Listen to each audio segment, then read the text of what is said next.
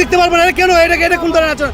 আমার রুগী লাইফ সাপোর্টে আমি যেতে পারবো না দেখতে, এটা কোন ধরনের ভাই? রুগী থাকতো না, হ্যাঁ আপনার কমন সেন্স থাকতো না, হ্যাঁ, আপনার কথা বলছেন, আপনি বাকি কথা বেশি। রুগী না, আপনি কেন যেতে দিবেন না? ভুয়া। যদি হয় ওই শোনেন, এই মেয়ে যদি হয় কোন কি হবে? গেটে জড়ো হয় মানুষ, কেউ রাগে কেউ কান্নায়। আহত সঙ্গীকে শেষবার দেখতে চাওয়ার আকুতি মিলিয়ে যায় চিৎকারে। আসলে মধ্যে এক্সাম চলতেছে, আমি এখান থেকে বের হয়েছি, বলতেছি ভাই এটা স্যার আমি ওখান থেকে রিকোয়েস্ট করে যাব, কিন্তু তারা সেটা বসা দিচ্ছে না। আইডি কার্ড দেখার পরেও বড় কাছে এই যে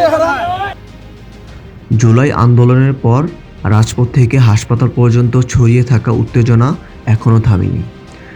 আন্দোলনের শহীদ ও আহতদের ঘিরে নিরাপত্তা বাহিনী ও সাধারণ মানুষের মধ্যে অবিশ্বাস্য দিন দিন স্পষ্ট হয়ে উঠছে। রক্ত দেওয়া ছাত্ররা আজও কি অপরাধী, নাকি এই দেশের রাজনীতি এখনও তাদের সন্দেহের তালিকায় রেখেছে? তাদেরকে আমরা নির্দিদায় ভালোভাবে বলে অন্যদিকে ডাইভার্ট করতেছি।